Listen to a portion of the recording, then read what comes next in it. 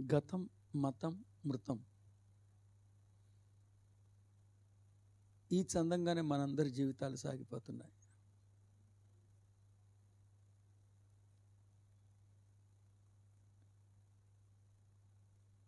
గతం, మతం, మృతం అన్న చందంగా మనందరి జీవితాలు సాగిపోతున్న ఈ తరుణంలో అహం స్వయం శివం అన్న చందంగా మనల్ని మనం ఉద్ధరించుకునే సమయం, సందర్భం ఆరంభమైనది.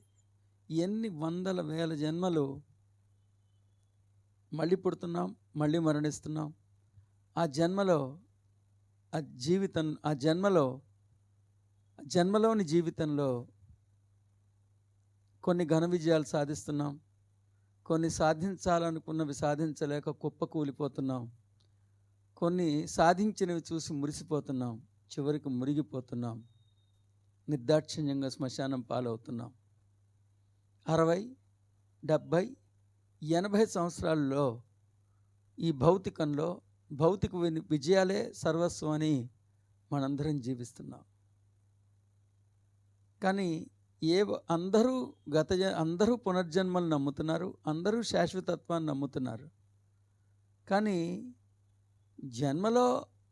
జన్మలోని ఈ జీవితంలో గెలవటానికే చూస్తున్నాం. కానీ ఈ జన్మకి సార్థకతనివ్వటానికి ఏ ఒక్కరం ప్రయత్నం చేయట్లా.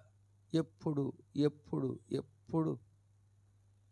భౌతికం భౌతికం భౌతికం, లౌకికం లౌకికం లౌకికం. నిజానికి ఈ మనిషి దృక్పథాన్ని, దురదృష్టకర వైఖరిని చూస్తే ప్రశ్నించాలనిపిస్తుంది. ఎన్నాళ్ళు, ఇంకెన్నాళ్ళు, ఎన్నేళ్ళు, ఇంకెన్నేళ్ళు, ఎన్ని జన్మలు, ఇంకా ఎన్ని జన్మలు, పుట్టి పుట్టి పుట్టి పుట్టి పుట్టినింటి జాడను విస్మరించి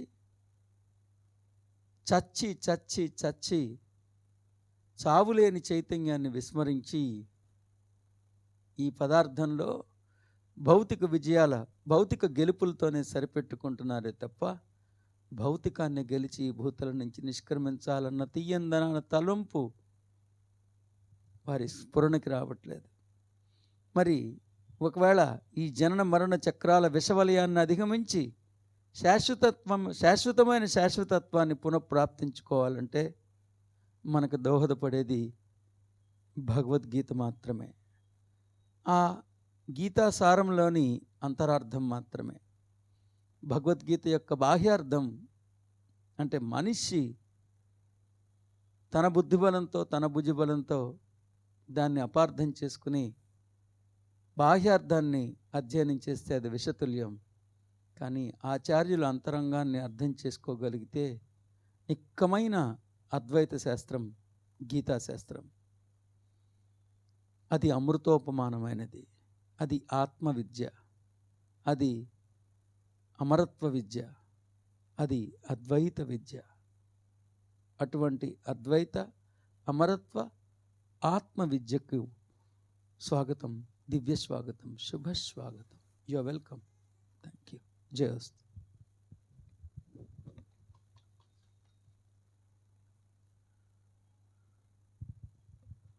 ముఖ్యంగా మనం ఈ సంచికలో 7వ ప్రకరణంలోకి ప్రవేశించబోతున్నాం. ఇప్పటికే ఒక అంకం అంటే త్రిషట్క సంఘాత స్వరూపముగా ప్రాచుర్యం పొందిన గీతాశాస్త్రంలోని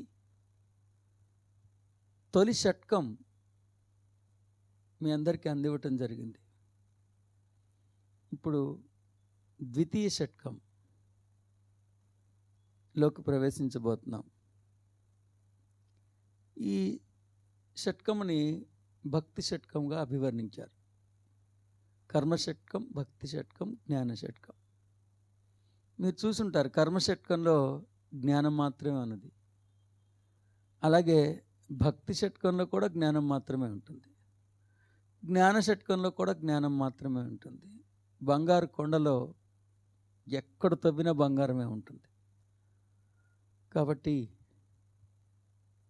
సరే, ప్రాచుర్యం అయితే కర్మషట్కం, భక్తి షట్కం, జ్ఞాన షట్కంగా ప్రచారం పొందిన మాట వాస్తవమే. కానీ సదస్సులారా, సాధకులారా, కర్మషట్కంలో ఉన్నది జ్ఞానమే.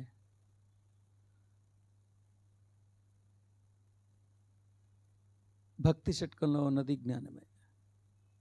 కొంతమంది ఎలా ప్రచారం చేస్తూ వచ్చారంటే, అది కృష్ణుడు భార్య వాళ్ళ ఇంట్లో పనోడి దగ్గర, పని మనిషి దగ్గర ఒకడు సేవకుడు ఉన్నాడు, ఆడిప్పుడు గురువు అయ్యాడని చెప్తున్నారు. కానీ కృష్ణుడు భార్య పనోళ్ళ దగ్గర పని చేసినోడు అక్కల్లా మనకి నేరుగా కృష్ణుడు చెప్పిందే మనకి ప్రధానమైన అంశం. శ్రీకృష్ణుడు ఉపదేశించిన ఉపదేశామృతాన్ని అతని భార్య 8 మంది పనోళ్ళల్లో ఒక పనోడు చెప్పడం కన్నా దురదృష్టం ఇంకోట్లేదు. అంటే ఎవరినో తక్కువ చేయటమో ఎక్కువ చేయటమో కాదు, కానీ కృష్ణుడు ప్రధానం అయిపోకుండా వీళ్ళందరూ ప్రధానం అవటం ఏంటో, కృష్ణుడు అప్రధానం అయిపోయి వీళ్ళందరూ ప్రధానం అయిపోవటం ఏంటో. అంటే మీకు అంటే అన్నానని అనుకుంటారు, కానీ మహిమాన్వితమైన సుజ్ఞానాన్ని ఆసుధారగా ఆచార్యులు శ్రవణం చేసినంత మాత్రాన మనం ఉన్న చైతన్య స్థితి నుండి ఉన్నతమైన చైతన్య స్థితికి ఉద్ధరించుకోగలిగే మాహాత్యాన్ని, మంత్రోపమానమైన విద్యని ఆసుధారగా అలవోకగా ఉపదేశించారు ఆచార్యులు. అంతటి మహిమాన్వితమైన సువాంగ్మయ ధారని మనకు అది ప్రధానమైన అంశం అవ్వలేదు. కానీ మనకి ఏది ప్రధానమైందంటే, ఎక్కడెక్కడ శ్రీకృష్ణుడు ఉన్నాడో, ఎక్కడెక్కడ అర్జునుడు ఉన్నాడో అక్కడక్కడ సుఖం శాంతి ఉంటుందని సంజయుడు ధృతరాష్ట్రుడికి చెప్పింది ప్రధానమైపోయింది. సంజయ వాచ అది ప్రధానమైపోయింది. వినకూడనోడు విని చెప్పకూడనోడికి చెప్తే అతని కామెంటు ఏకశ్లోకే అన్న చందంగా కొన్ని సంస్థల వాళ్ళు పెట్టుకుని దానికి పూజ కూడా చేసేస్తుంది. ఎత్ర తత్ర అలా ఉంటుంది. మొత్తం శ్రీకృష్ణుడు ఉపదేశించిన సువాంగ్మయం అంతా జాగ్రత్తగా అటకలో పెట్టి, శ్రీకృష్ణుడు ఉపదేశించింది శ్రీకృష్ణుడు అనుమతి లేకుండా శ్రవణం చేసి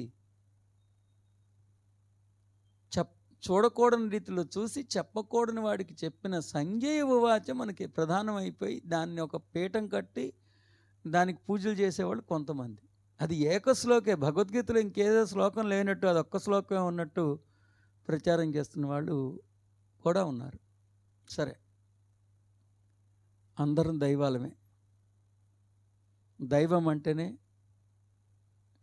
సత్యాన్ని తన సొంత దృక్కోణంలో అర్థం చేసుకుని ఆవిష్కరించుకునే స్వేచ్ఛ. కాబట్టి ఎవరి స్వేచ్ఛలో వాళ్ళని ఉండనిద్దాం, మన స్వేచ్ఛలో మనం హాయిగా రమ్యంగా ఉందాం. నేను యూట్యూబ్లో అందుబాటులో ఉంచడం నా ఉద్దేశం, ఇలాంటి ఒక దర్శనం ఉందని, ఇలాంటి ఒక వాదన ఉందని మీ అందరికీ అందుబాటులోకి తేవటమే. అన్ని దృక్పథాలతో పాటు, అన్ని దృక్కోణాలతో పాటు ఈ దృక్కోణాన్ని కూడా ఆదరించి హక్కును చేర్చుకుంటారో, ఛేదరించుకొని దాన్ని బుట్టదాకలా చేస్తారో, ఎప్పుడు నిర్ణేతలు మీరే. ప్రతి అంశాన్ని అపార్థం చేసుకోవచ్చు, ప్రతి అంశాన్ని యొక్క అంతరార్థాన్ని కూడా గ్రహించగలిగే సౌలభ్యం ఉన్నది. కాబట్టి మిమ్మల్ని మరొక్కసారి సత్యాన్ని తెలుసుకోమని, సుజ్ఞానాన్ని, అంతరార్థాన్ని సుసంపన్నం చేసుకోమని బుజ్జగిస్తూ, వేడుకుంటూ మహిమాన్వితమైన ఈ ప్రకరణానికి స్వాగతం.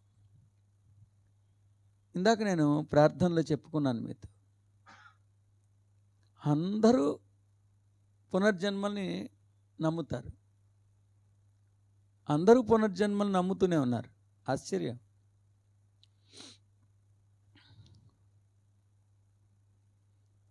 కానీ వందల వేల జన్మలు ఉన్నాయని అందరూ నమ్ముతూ కూడా జన్మలో గెలవడానికి ప్రయత్నిస్తున్నారే కానీ జన్మని గెలవటానికి ప్రయత్నించట్లా. పుట్టి పుట్టి పుట్టి పుట్టి పుట్టినింటి జాడలు మర్చిపోతున్నారు. చచ్చి చచ్చి చచ్చి చావే లేని చైతన్యాన్ని విస్మరిస్తున్నారు. ఎన్ని జన్మలిలా, ఎన్ని సంవత్సరాలిలా, ఎప్పటికి బయటపడతాం? కానీ నిజంగా మీరు బయటపడాలనుకుంటున్నారా? ఒకవేళ ఆ తీయందనాల తలంపు మీలో స్ఫురిస్తే ఇదే 7వ ప్రకరణం. ఇప్పుడు ఉపదేశించే ఉపదేశామృతాన్ని యొక్క అంతరార్థాన్ని అనుష్ఠానం చేసుకోగలిగితే, మీ ఆలోచన సంవిధానాన్ని తదనుగుణ్యంగా మీరు మలుచుకోగలిగితే, ఈ జన్మ ఆఖరి జన్మగా, ఆఖరే లేని అనంతమైన జన్మగా పరిణమించి తీరుతుంది.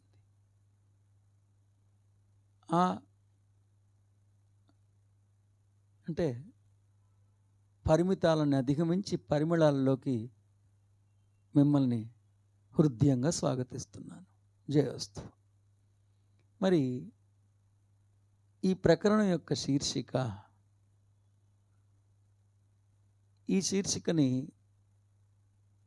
ఈ నామాంతరం గావించింది నేను. ఈ ప్రకరణానికి నన్ను గురువుగా ఎంచుకున్న వారు మాత్రం ఈ ప్రకరణం 7వ ప్రకరణం యొక్క శీర్షికని అహం జ్ఞానం సవిజ్ఞానంగా మీ మస్తకంలో ముద్రించుకోవాల్సిందిగా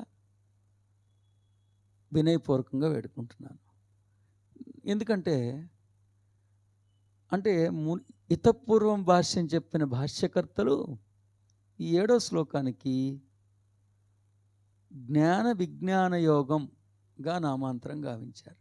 జ్ఞాన విజ్ఞాన యోగంగా నామాంతరం గావించారు.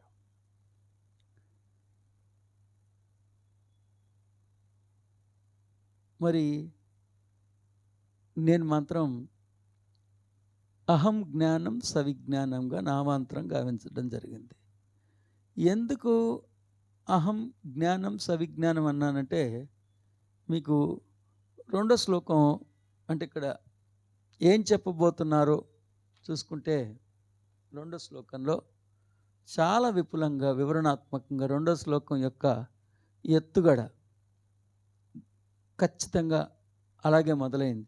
ఎందుకంటే శీర్షిక ఎప్పుడు ఉపదేశించే జ్ఞానానికి ఒక ప్రతినిధిగా భాసిల్లగలగాలి.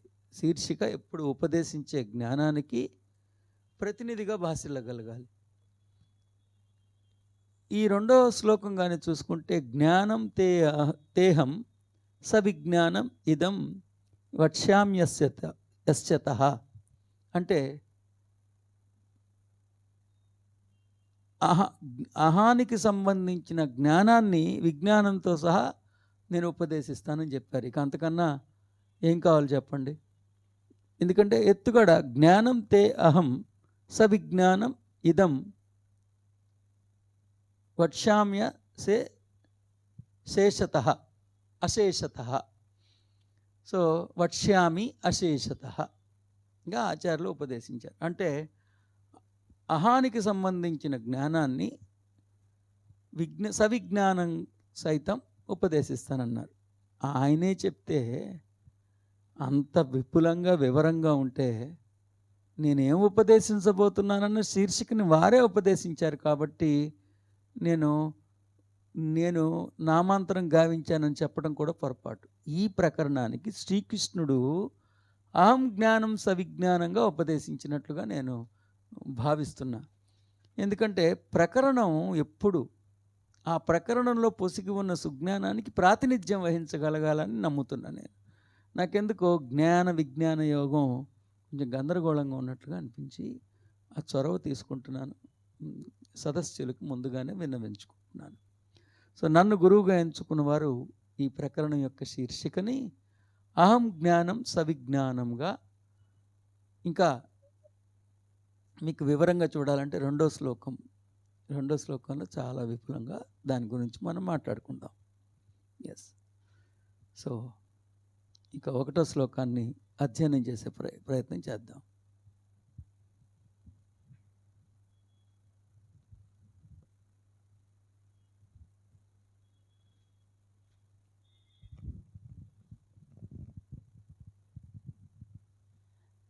భగవద్గీత 7వ అధ్యాయం అహం జ్ఞానం సవిజ్ఞానం 1వ శ్లోకం. మయ్యాసక్తమనాః పార్థ యోగం యుంజన్మదాశ్రయః అసంశయం సమగ్రం మాం యదా జ్ఞాస్యసి తచ్ఛృణు. భావం: శ్రీ భగవానుడు పలికెను, ఓ పార్థ, అనన్య భక్తితో నాయందే ఆసక్తమైన మనస్సు కలిగిన వాడై యుండుము. అనన్య భావముతో మత్పరాయణుడవై యోగమునందు నిమగ్నుడవగుము. అట్టి నీవు సంపూర్ణ విభూతి బల ఐశ్వర్యాది గుణయుక్తుడను సర్వప్రాణులకును ఆత్మస్వరూపుడను అయిన నన్ను సమగ్రముగా తెలుసుకొను విధమును వినుము. పార్థ, ఓ పార్థ, మయి ఆసక్తమనాహ, అనన్య భక్తితో నాయందే ఆసక్తమైన మనస్సు గలవాడై, మదాశ్రయ, మత్పరాయణుడవై, యోగం యుంజన్, యోగమునందు నిమగ్నుడవగుచు, సమగ్రం, సంపూర్ణ విభూతి బలము ఐశ్వర్యాది గుణయుక్తుడను సర్వప్రాణులకు ఆత్మస్వరూపుడను అయిన మాం నన్ను యథా ఎట్లు అసంశయం నిస్సందేహముగా జ్ఞాస్యసి తెలుసుకొనగలవో తత్ దానిని శృణు వినుము.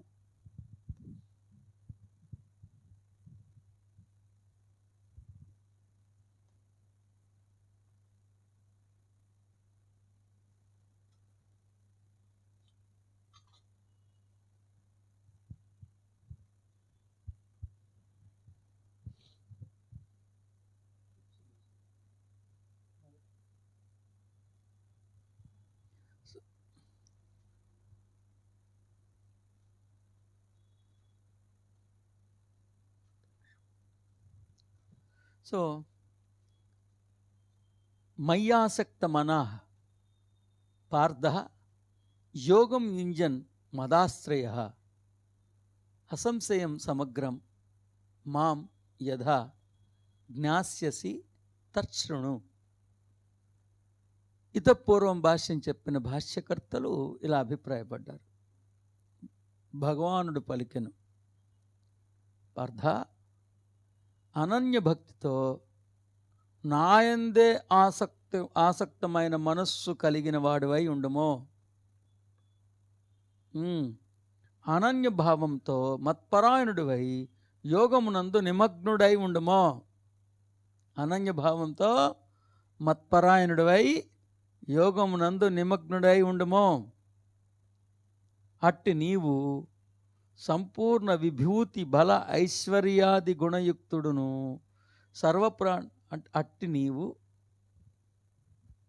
సంపూర్ణ బల ఐశ్వర్యాదియుక్తుడును సర్వప్రాణులకు ఆత్మస్వరూపుడు అయిన నన్ను సమగ్రముగా తెలుసుకునే విధానమును వినుము.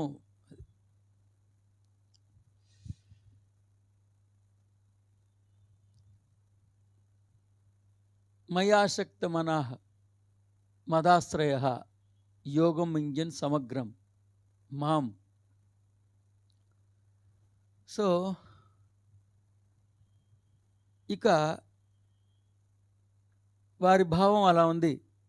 ఎలా ఉంది? ఓ పార్థ, అనన్య భక్తితో నాయందే ఆసక్తమైన మనస్సు కలిగిన వాడివై ఉండుము. కాతే ఒక్క శ్రీకృష్ణుడి మీదే మనస్సు ఉండాలి. కృష్ణుడు దేవుడు, నేను దేవుణ్ణి కాదు. ఆయన మాత్రమే దైవం, ఆయన కాకుండా ఇంకెవరు దైవం కాదు. నేను అతి సాధారణమైన మానవ మాత్రుణ్ణి. కానీ నా మనస్సు కేవలం శ్రీకృష్ణుడి మీదే లగ్నమై ఉండాలి. అది కృష్ణుడు ఉపదేశించిన జ్ఞానం మీద కూడా కాదు, కృష్ణుడి మీద లగ్నమై ఉండాలి. అదే జ్ఞానం అని శ్రీకృష్ణుడు చెప్పాడు. అనన్య భావంతో మత్పరాయణుడివై యోగమునందు నిమగ్నమై ఉండుమో. అట్టి నీవు సంపూర్ణ, ఇది ఆయనకాయనే చెప్పుకుంటున్నాడు, సంపూర్ణ విభూతి బల ఐశ్వర్యాది గుణయుక్తుడును సర్వప్రాణులకు ఆత్మరూపుడును ఆయన నన్ను సమగ్రముగా తెలుసుకునే విధానమును వినుము. ఆయనకాయనే చెప్పేసుకుంటున్నాడు. సరే ఇదంతా ఎందుకు ఆయన అలా రాశారనేది మన అర్థం అవట్లే. ఎందుకంటే ఆత్మ సంయమ యోగానికి కొనసాగింపుగా ఉన్న ప్రకరణం. నిజానికి ఈ ప్రకరణానికి పేర్లు మనం పెట్టుకుంటున్నాం కానీ వారు ఓ ఆసుధారగా ఇంచుమించు 700 పైచిలుకు శ్లోకాలని ఆసుధారగా అలవోకుగా ఉపదేశించారు ఆ మహనీయులు. దాన్ని మన సౌకర్యార్థం మనం వాటిని ప్రకరణాలుగా మన షట్కములుగా మనం దాన్ని అమర్చుకున్నాం. మరి అంతకుముందు నీ ఆత్మతో నువ్వే సంగమించమని చెప్పి ఇక్కడికి వచ్చి యూటర్న్ తీసుకుని శ్రీకృష్ణుడితో సంగమించడం ఎలా అవుతుందన్నది ఇంగిత జ్ఞానం ఆలోచిస్తే మరి అర్థమవుతుంది. మరి అంతకుముందు ఆత్మ సంయమ యోగం లేకుండా కృష్ణ సంయమ యోగం కాదు కదా, అది ఆత్మ సంయమ యోగం. దానికి కొనసాగింపుకు వచ్చేటప్పటికి ఈ ప్రకరణానికి మరి మయి అన్న పదాన్ని శ్రీకృష్ణుడు అనుకోవాలా, ఆత్మ అనుకోవాలా, సాధకులు అర్థం చేసుకోవాలి. నిజంగా నేను చెప్పాను కదా, నేను ఓ అద్వైత దృక్కోణం నుంచి గీతాశాస్త్రం అన్న శీర్షికతో మీకు అందుబాటులోకి వచ్చాను. నిజానికి ద్వైతి, విశిష్ట అద్వైతి, అద్వైతి, ద్వైతి, అద్వైతి, విశిష్టాద్వైతి లేదు, అసలు భగవంతుడి యొక్క అస్తిత్వమే లేదు, ఎథియిజం అంటే నాస్తికవాది చూసిన అందరికీ ఒకేలాగా అర్థమవుతుంది, ఇది నిక్కమైన అద్వైతం అని. సో ఒక అద్వైత దృక్కోణంలోంచి భగవద్గీత కాదు, ద్వైత దృక్కోణం నుంచి భగవద్గీత దర్శించిన అది అద్వైతమే, విశిష్ట అద్వైతి యొక్క దృక్కోణంలోంచి చూసిన అది అద్వైతమే, నాస్తికవాది యొక్క దృక్కోణంలోంచి చూసిన అది అద్వైతమే, లేదా ద్వైతి యొక్క దృక్కోణంలోంచి చూసిన అది అద్వైతమే. అంధకారంలో చూస్తేనే దాంట్లో ద్వైతం కనిపిస్తుంది, కానీ జ్ఞాననేత్రాలకల్లా ఇంగిత జ్ఞానం కళ్ళున్నోడికి ఎవరికైనా అద్వైత మహావటవృక్షం దర్శనమిస్తుంది. అందుకనే ఈ జన్మరాహిత్యాన్ని పొందాలంటే, పుట్టినింటికి పునఃప్రయాణం అవ్వాలంటే, చావే లేని ఒక దివ్య స్థితికి మిమ్మల్ని మీరు ఉద్ధరించుకోవాలనుకుంటే ఒక్కసారి ఆచార్యులు ఉపదేశించిన ఈ శ్లోకాల యొక్క అంతరార్థాన్ని గ్రహించే యత్నాన్ని గావిద్దాం. అహం జ్ఞానం సవిజ్ఞానం మయి. సో నేను దానికి రాసింది అహం జ్ఞానం సవిజ్ఞానం. ఓ పార్థ, అత్యంత నిగూఢమైన నేను పట్ల ఆసక్తి కలిగిన మనస్సుని పరినిర్మించుకో. తత్ఫలితంగా మహిమాన్వితమైన యోగస్థితిని అభివ్యక్తీకరించడంలో కృతార్థుడివై మత్పరాయణుడుగానే పరిణమించదవు. ఏ రీతిగా ఉపదేశిస్తే నీ సంశయాలన్నీ పూర్తిగా తొలగిపోయి నీలో సమగ్రమైన అవగాహనలు ఏర్పడతాయో ఆ రీతిగా నేను ఉపదేశించెదను. శ్రద్ధాభక్తులతో శ్రవణం చేయము అని నేను అభిప్రాయపడటం జరిగింది. సో టీకాలో మయి అంటే నేను యందు, అక్కడే ఇబ్బంది పడ్డది. మయాశక్త మనాహ, మయి అంటే నేను అంటే నిజమైన నేను అంటే అంతర్యామి. ఏ రీతిగా ఉపదేశిస్తే నిజమైన నేను పట్ల నీకు ఆసక్తి ఏర్పడుతుందో, భేదాలన్నీ అభేదమైపోతాయో, సంగమించడం సాధ్యమవుతుందో ఆ రీతిగా నేను ఉపదేశిస్తానన్నట్లుగా నాకు అర్థమైంది. మయ్యాసక్త మనా. సో మయ్యాసక్త మనాహ నేను చాలా విపులంగా చెప్తున్నా. మయి ఆసక్త మనాహ.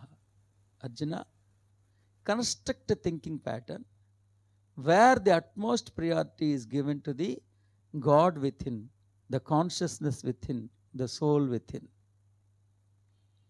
the true self.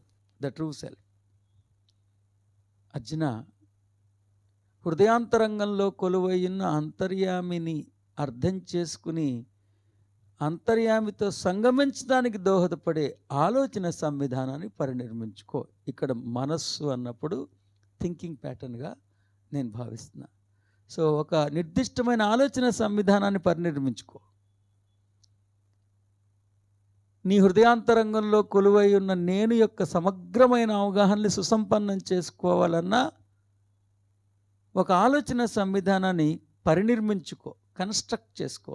Day by day, bit by bit, స్లోగా construct thinking pattern where the utmost priority is given to the god within అనేది నేను అభిప్రాయపడుతున్నాను. వారికి ఇతపూర్వం భాష్యం చెప్పిన భాష్యకర్తలకి నాకు ముఖ్యంగా వారు మయి అనగానే నేను అనుకున్నారు. నేను అంటే శ్రీకృష్ణుడని వారు అభిప్రాయపడ్డారు.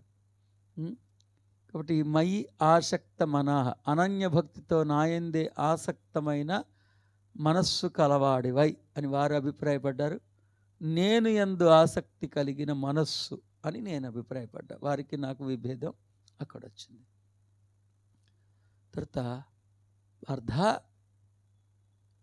యోగం యుంజన్, యోగమునందు నిమగ్నమవుతూ అని వారు అభిప్రాయపడ్డారు. నేను మహిమాన్వితమైన జీవాత్మ ఆత్మ పరమాత్మల సంఘాత స్వరూపమైన యోగస్థితిని అభివ్యక్తీకరణగా నేను ఎగ్జిక్యూషన్. ఇంజన్ అంటే నిఘంటువులో సంస్కృతం చూసినప్పుడు ఆచరించే, అభివ్యక్తీకరించే, పాలించే అని అర్థం ఉంది. ఎగ్జిక్యూట్ చేసే అని అర్థం ఉంది. సో యోగం ఇంజన్ అన్నప్పుడు ఇంతకుముందు ఆత్మతో నువ్వు సంగమించేసావు కదా, ఆత్మ సంయమ యోగంలో. ఆత్మతో సంగమించిన తర్వాత యోగాన్ని సుసంపన్నం చేసేసుకున్నావు కదా. సుసంపన్నమైన యోగాన్ని ఏ రీతిగా ఆచరణాత్మకంగా మలుచుకోవాలో, దాన్ని ఆ యోగాన్ని ఎలా అభివ్యక్తీకరించాలో చెప్పినట్లుగా నేను భావిస్తున్నా. సో నా ఉద్దేశంలో మయాశక్త మనాహ యోగం యుంజన్ మద ఆశ్రయ మత్పరాయణుడివై, మదాశ్రయ మత్పరాయణుడివై, మత్పరాయణుడు. తర్వాత అసంశయం సమగ్రం మాం యథా జ్ఞాస్యసి తచ్ఛృణు. ఇక్కడ మనిషికి, మానవునికి ఒక the human being has a tendency, అతనికి ఒక లక్షణం ఉంటుంది మనిషికి. ఎంతసేపు భగవంతుడిని బాహ్యంలో వెతుకుతూ ఉంటాడు, ఎంతసేపు భగవంతుడిని ఒక స్వరూప స్వభావాకృతులకే పరిమితం చేసుకుంటూ ఉంటాడు. అతడికి విశ్వంలో అన్ని అంశాలు మీద ఆసక్తి ఉంటుంది. కృష్ణుడికి ఎంతమంది భార్యలు, భార్యలకు ఎంతమంది పనోళ్ళు, ఇలాంటి వాటి అన్నిటి మీద ఆసక్తి ఉంటుంది. కానీ అతనికి ఆసక్తి లేనిది ఏంటంటే తన హృదయాంతరంగంలో కొలువై ఉన్న అంతర్యామి పట్ల. That is the tendency of the human being. So మానవుడి యొక్క లక్షణం అది. సో అందుకనే శ్రీకృష్ణుడు మానవుడి యొక్క లక్షణాన్ని గమనించే, నాయనా నువ్వు వీటన్నిటినీ బుట్టదాఖలా చేయి. నువ్వు ఈ జన్మకి జీవితానికి ఒక్క లక్ష్యమే. నీ హృదయాంతరంగంలో అంతర్యామి సజీవంగా ఉన్నారు.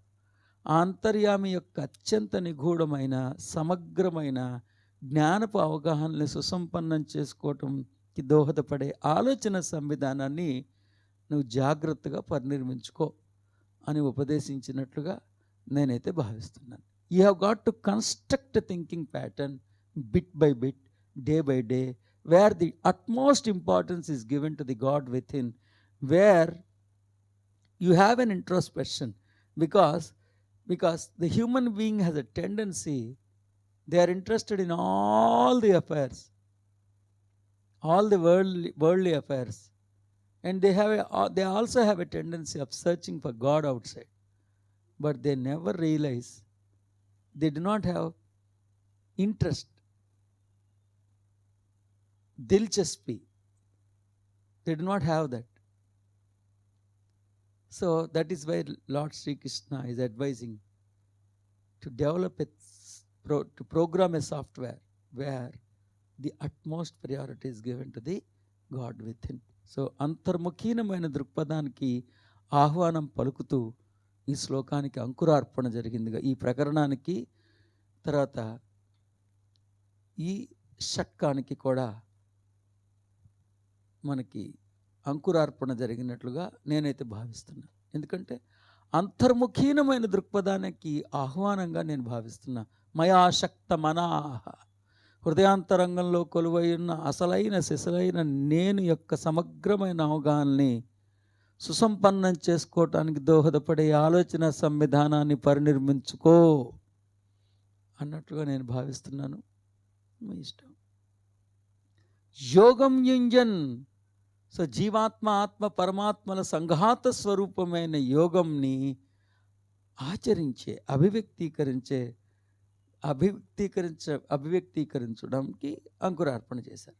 వెంటనే మదాశ్రయ, వెంటనే అతడు మత్పరాయణుడయ్యాడు. అసంశయం సమగ్రం, ఎందుకంటే సంశయాలన్నీ సంపూర్తిగా తొలగించబడేటట్లుగా నేను చెప్తున్నా. సంశయాలన్నీ సంపూర్ణముగా తొలగించేటట్లుగా. ఎందుకంటే అది ఎంత మిస్టికల్ నాలెడ్జ్ అంటే, హృదయాంతరంగంలో కొలువైన అంతర్యామి యొక్క అస్తిత్వం, అంతర్యామి యొక్క ఆవిర్భావమే లేని అతడి ఆవిర్భావం, అతడి తీరుతెన్నులే లేని అతడి తీరుతెన్నులు, గుణాలే లేని అతడి గుణాలు, అతడి దర్శనం, దార్శనికత అంటే నజరియా అంటాం కదా, అతడి దార్శనికత ఎంత వైభవపేతంగా ఉంటుందో శబ్దాల్లోకి మలిచి చెప్పడం అసాధ్యమే. కానీ శబ్దాల్లోకి మలిచి చెప్తున్నప్పటికీ సాధకుడి సందేహాలు మరింతగా పెరిగే అవకాశం ఉంటుంది. కాబట్టి ఆచార్యులు ముందుగానే హామీ ఇచ్చారు. ఇగో అసంశయం సమగ్రం, ఇగో నేను గ్యారంటీ ఇస్తున్నానయ్యా, నీకు అర్థమయ్యేటట్టు చెప్తా, అన్నీ చెప్తా అని విపులంగా వివరించారు. That's it. సో అందుకనే మదాశ్రయ అసంశయం సమగ్రం, అసంశయం సమగ్రం, డౌటే లేదు, మొత్తం కంప్లీట్గా చెప్తారు. తర్వాత ఏమన్నారు? మయి యథా జ్ఞాస్యసి తత్శృణు. ఏ రీతిగా ఉపదేశిస్తే నీ సంశయాలన్నీ పూర్తిగా తొలగిపోయి నీలో సమగ్రమైన అవగాహనలు ఏర్పడతాయో ఆ రీతిగా నేను ఉపదేశిస్తాను. సో ఏ రీతిగా చెప్తే నీ డౌట్స్ అన్నిటికీ ఒక క్లారిఫికేషన్ వచ్చేస్తుందో ఆ రీతిగా నేను చెప్తాను అని చెప్పారు ఆచార్యులు. సరే, ఎవరైనా సరే నా గురించి నేనే చెప్పుకుంటాను. తర్వాత అసలు సమగ్రం అన్న పదాన్ని, కంప్లీట్గా అన్న పదాన్ని వారు సంపూర్ణ విభూతి బల ఐశ్వర్యాది గుణయుక్తుడైన సర్వప్రాణులకి ఆత్మస్వరూపుడైన ఎందుకు అన్నారు తెలియదు. తర్వాత మయ్యాసక్తమాన అంటే అనన్య భక్తితో నాయందే ఆసక్తి కలిగిన మనస్సు కలవాడవై. సో ఏం ప్రాబ్లం లేదు. సో ఇవాళ అంకురార్పణ చేశాను మొట్టమొదటి శ్లోకానికి. మయ్యాసక్త మనాహ, హృదయాంతరంగంలో కొలువైన అంతర్యామి పట్ల సర్వోత్కృష్టమైన ఆసక్తి కలిగిన ఆలోచన సంవిధానాన్ని పరినిర్మించుకో. బాహ్యంలో దైవాన్ని అన్వేషించడానికి పూర్తిగా స్వస్తి పలుకు. మనిషికి ఒక బలహీనత ఉంటుంది, ప్రతి అంశాన్ని నేర్చుకోవడానికి ప్రయత్నిస్తాడు. కానీ తన నిజతత్వం యొక్క సమగ్రమైన అవగాహనని, ఆ అత్యంత నిగూఢమైన తత్వరహస్యాన్ని నేర్చుకునే ఆసక్తి మనస్సుకి ఉండదు. అలాంటి ఆసక్తిని పెంపొందించుకోమని మొదటిగా ఈ శ్లోకంలో ఆచార్యులు హితవు పలికారు. అందుకే అంతర్ముఖీనమైన దృక్పథానికి ఆహ్వానమే ఈ శ్లోకం, ఈ ప్రకరణానికి అంకురార్పణగా నేను భావిస్తున్నాను. అలాగే వెంటనే అలా ఆసక్తిని పెంచుకోగానే యోగం ఇంజన్ అన్నారు. అదేంటి జీవాత్మ ఆసక్తిని పెంచుకోగానే యోగం ఇంజన్, యోగ స్థితిని అభివ్యక్తీకరించడం ఎలా సాధ్యం అవుతుందంటే, ఎప్పుడు పరమాత్మ జీవాత్మ పేరున తన సంపదని ఐశ్వర్యాన్ని ఏనాడో దారాదత్తం చేసేశారు. ఒక్క జీవాత్మ గారికే కృష్ణుడి చెలికత్తెల మీద, కృష్ణుడు 8 మంది భార్యలు, వాళ్ళల్లో చెలికత్తెలు, వాళ్ళ చెలికత్తెలకు దాసి, ఈ దరిద్రం అంతా ఉంటుంది. ఆ దరిద్రం మీద ఎప్పుడైతే అతడు వాటన్నిటినీ తప్పించుకుని తన హృదయాంతరంగంలో అంతర్యామి కోసం తప్పించని ఆరంభిస్తాడో, ఆ క్షణమే అప్పటికే అతడి పేరు మీద దారాదత్తం చేసిన వీలునామాలను హస్తగతం చేస్తాడు. సో జీవాత్మకి తన హృదయాంతరంగంలో ఉన్న పరమాత్మ పట్ల జిజ్ఞాస స్ఫురించను ఆరంభించిన వెంటనే యోగం యుంజన్ అనేటట్లుగా నేను భావిస్తున్నాను. సో అలాంటి మహిమాన్వితమైన సుజ్ఞానాన్ని సంశయాలే లేకుండా ఉపదేశిస్తానని అంటున్నారు. ఏ రీతిగా చెప్తే నీకు అంతా తేటపడుతుందో ఆ రీతిగా ఉపదేశిస్తానని హామీ ఇచ్చారు. చూసారా ఆచార్యులు ఎంతటి గురువో. నిజంగా ఆయనే దేవుడయ్యి అర్జునుడు దేవుడు కాకపోతే చెప్పటం ఎందుకు? ఇలా అనగానే ఆ స్థితిని కలగజేయచ్చుగా. వేలుతో కొండనెత్తిన మహనీయుడు కదా.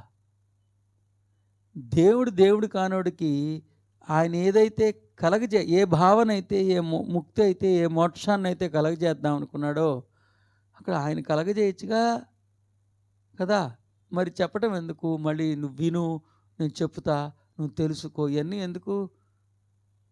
అంతా దేవుడు ఆయనే, ఈడు దేవుడు కాదు. మరి దేవుడు కానోడిని, దేవుడు కానోడు ఏ రీతిగా ఉండాలో ఆ రీతిగా చేసేయచ్చు కదా. ఇవన్నీ చెప్పటం ఎందుకు? కాబట్టి ఆచార్యులు ఒక అద్భుతమైన గురువరేణ్యుడు అత్యంత నిగూఢమైన తత్వరహస్యాన్ని ఉపదేశిస్తున్నట్టుగానే సాధకులు అర్థం చేసుకోవాలి. సో ప్రస్తుతానికి ఈ సంచికకి ఇక్కడ స్వస్తి పలుకుతున్నాను. మరో సంచికలో ద్వితీయ శ్లోకం మీకు ఉపదేశించే యత్నాన్ని గావిస్తాను. తథాస్తు. జై శ్రీరామ్, జై శ్రీకృష్ణ, జై శ్రీ మహావిష్ణువు, జై సనాతన సాంప్రదాయం, జై వ్యాసాశ్రమాలు, జై వేద విద్యాలయాలు. అద్వితీయమైన అద్వైతానికే పట్టాభిషేకం. ఈ జన్మలో ఆధ్యాత్మికతకే అగ్రతాంబూలం అన్న నినాదంతో, విధానంతో, విధి విధానంతో జీవించాలని మరొకసారి మీ దగ్గర సెలవు తీసుకునే ముందు మరొకసారి నా మనోజ్ఞతని మీ ముందు ఉంచే ప్రయత్నాన్ని చేస్తున్నాను. ఆధ్యాత్మిక జ్ఞాన సంపద ప్రతిభా వైభవ తోరణాలతో మీ క్షేత్రాలని అలంకరించి, మీ క్షేత్రంలో అలరారుతున్న మీ క్షేత్రజ్ఞుణ్ణి జ్ఞానపు సుప్రభాత గీతికల్ని ఆలపించి నిజ దివ్య స్పృహలోకి ఉద్ధరించి ఇలా ఈ ఇలాతలాన్ని ఆధ్యాత్మిక జ్ఞాన కుసుమాలతో శోభాయమానంగా అలంకరించడానికి జ్ఞానామృతం వివేకామృతమై వెలసింది మీ ముంగిట. నేను జీవించినంతకాలం, శ్వాసించినంతకాలం సత్యం, జ్ఞానం, ధర్మం, అంతర్ముఖీనమైన దృక్పథం, సృజనాత్మకత మొదలుగా అత్యంత నిగూఢమైన అంశాలన్నింటినీ మీకు ఉపదేశించి తీరుతానని మరొకసారి మీకు సవినయంగా, సగౌరవంగా, ఓ నిగర్విగా తెలియచేసుకుంటూ స్వస్తి. జయోస్తు.